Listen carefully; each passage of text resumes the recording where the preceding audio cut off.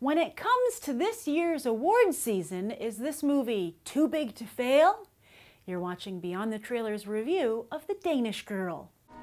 Exactly what happened last night? There was a moment when I wasn't me.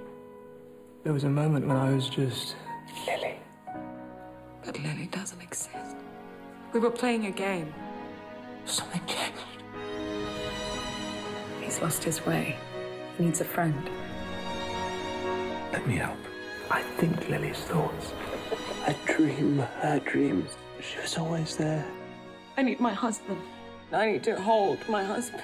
The legend of the Danish Girl began to emerge during last year's awards season, when buzz began to circulate that voters would give the Best Actor prize to Michael Keaton over Eddie Redmayne because Redmayne was sure to win the following year with The Danish Girl.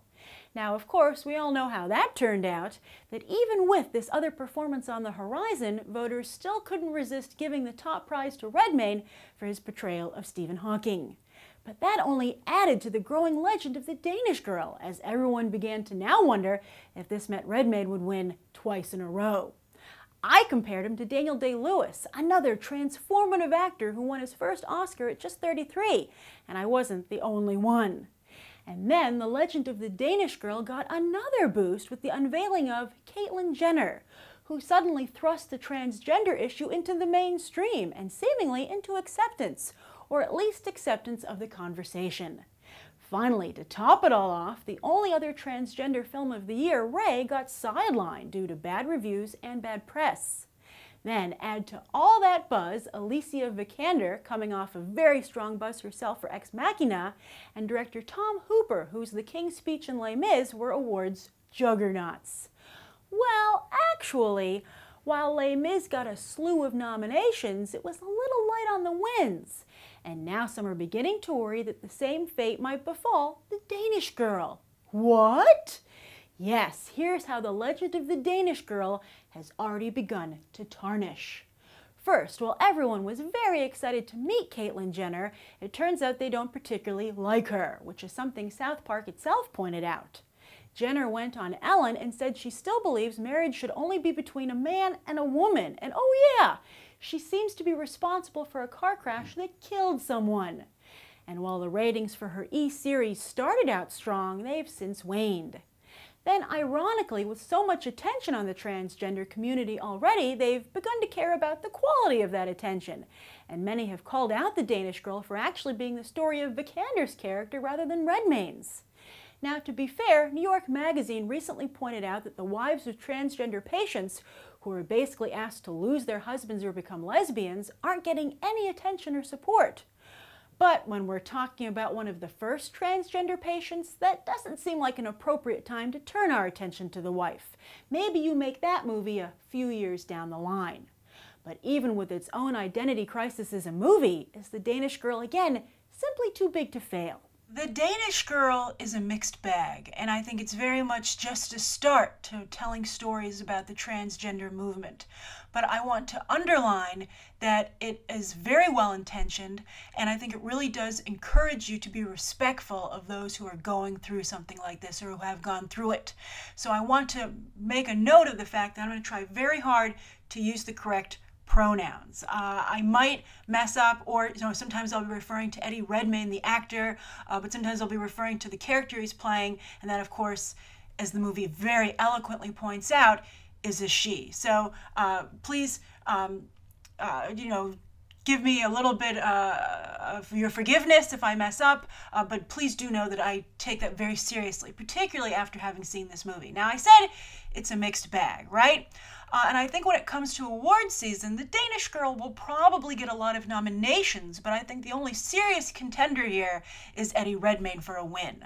And Eddie Redmayne is such an incredible actor that I think, I said he was the next Daniel Day-Lewis with his performance in The Theory of Everything as Stephen Hawking, which also blew me away, but after having seen him in The Danish Girl, that opinion of him is cemented. And I think that he is someone who is probably going to be nominated for Oscars quite a bit because he seems to be someone who will be much more prolific than his predecessor, as Daniel Day-Lewis does not work very often.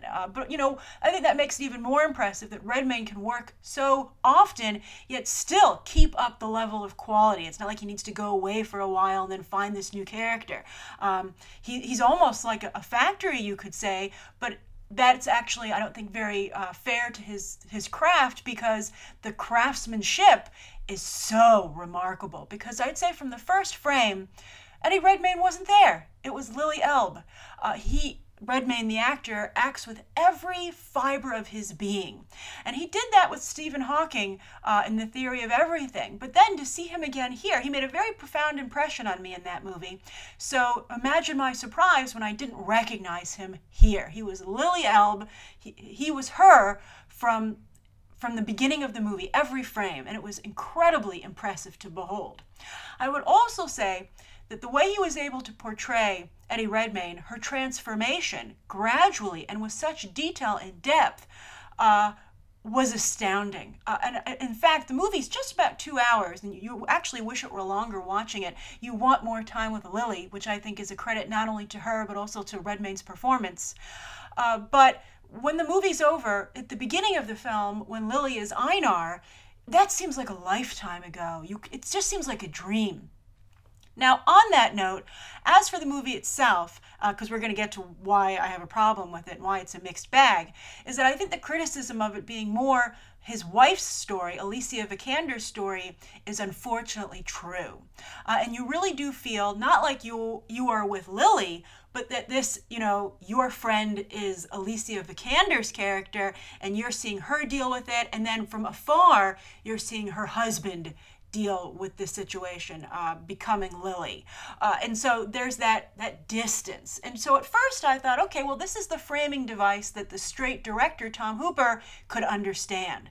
But that doesn't make any sense, because Lili not only kept a diary, but she kept a famous diary that, as you'll see in the end, they always talk about what happens to the person because it's a true story. They were published. Her diary was published. So there is not any good reason that we shouldn't be allowed inside Lili's head, why this shouldn't be a movie about her. So I thought that was very disappointing. I want to make sure I get this right. I really, I thought this movie was so beautiful. So these are my notes. That's what I'm looking at here. So with Lili, you never get to know Lili. Instead, Lili, I would say the way that Lili is portrayed in this film is that she's an apparition, and she's trying very hard to come together, to become a real person. And that, of course, is a tragic story. I don't want to give away the ending of the movie. But one other problem I had, besides the distance the movie creates, is that Lili is portrayed as someone who has always been a tragic figure her whole life, like doomed from birth to some degree. It's very pessimistic. It's very, very sad. And of course I understand what happened to Lili was horrible and very sad, but it almost, I think, makes you feel like, oh, well, Lili was always doomed from the beginning, so her, what happens to her is almost poetic. It robs it of the injustice, I think is how people would that's what the transgender movement wants. That this is a mistake that needs to be corrected, not that oh, poor broken Lili, what really could have happened to her. I think that that's the tone the movie has, and I think that might be another reason it's rubbing some people the wrong way. I would also say that the script, besides not utilizing Lili's diaries, is also problematic in that sometimes it's a little too on the nose. Like Lili will say things like, "This is not my body, please take it away." And Redmayne sells it. Redmayne does so much with what he is given. You can see the war going on inside Lili in his performance. He adds layers that aren't there in the script. He's been given a space to work in, and it's closed off from us in the movie, but he goes crazy in that space. So that's very rewarding. But I have to warn you that in my screening, and this was a press screening, so these are supposed to be industry professionals, and some people still laughed at the movie, which, at first I was like, well, is it because that line is so on the nose? It's just a little bit too obvious, and showing its hand. But then I was like, in the way that it was snickering. So the way they were snickering going on, it was like they were laughing at Lili. And I took offense at that, and so I'm warning you because you might take offense at it, and be prepared for that when you go and see the movie. And I would encourage you not to get to fights with anyone in the theater. You never know what could happen. But just be prepared for it. I would hate for it to jolt you out of the film and to be it's going to be unfortunate enough as it is if that happens, but you don't need to have the element of surprise make it worse. Maybe if they had made Lili a little bit more real, that would not have happened. You know, more of a real, fleshed out individual. But still, I think it is an awkward conversation for many. It's a conversation we're just starting to have happen. So, you know, and that's another reason not to fight with anyone. Again, this is something new, and so you're going to have these growing pains. Also, again, there's some nudity in this film. And actually, Eddie Redmayne very bravely, almost, I would say, goes full frontal. But, and I talked about this a little bit in my Carol review, but what's different here, it's just, and I'd be curious for those of you who've seen both films, what your opinion is of this. But in The Danish Girl, the nudity is done in such an artful, poetic way that, you know, I didn't have a problem with it whatsoever. And it was very much dealing with body image, you know, how we're perceived. There's a lot of talk of that in the film as well. And I almost wish they could have removed Alicia Vikander's character from the equation, because there was just so much to discuss. And seeing Lili learn how to be herself, you know, to emerge, was really great, and I think only touched upon, which was unfortunate. So The Danish Girl is a beautiful film, but it's not a perfect film. So I think the real question needs to be, besides Redmayne's performance, does it get rewarded just for being first, or do we hold back and wait for a little bit of a better crafted film? Finally, something else that I want to touch upon is something that's been in the news with Caitlyn Jenner. And Caitlyn Jenner has been having people protesting her, saying she's not a good icon for the transgender movement because her transition was, you know, very smooth and very lush, right? I mean, she's obviously a very wealthy individual and very well off, and so it was a very different experience for her than for most transgender people. And I have to say there's an element to that in The Danish Girl as well. Every location is so sumptuous, so beautiful, from where they live in Denmark to where they go in Paris. I mean, they're supposed to be having money problems. You would never know it from there. It's like the sitcom situation, you know, like you're supposed to have these characters who are down on their luck and they live like in this palatial apartment.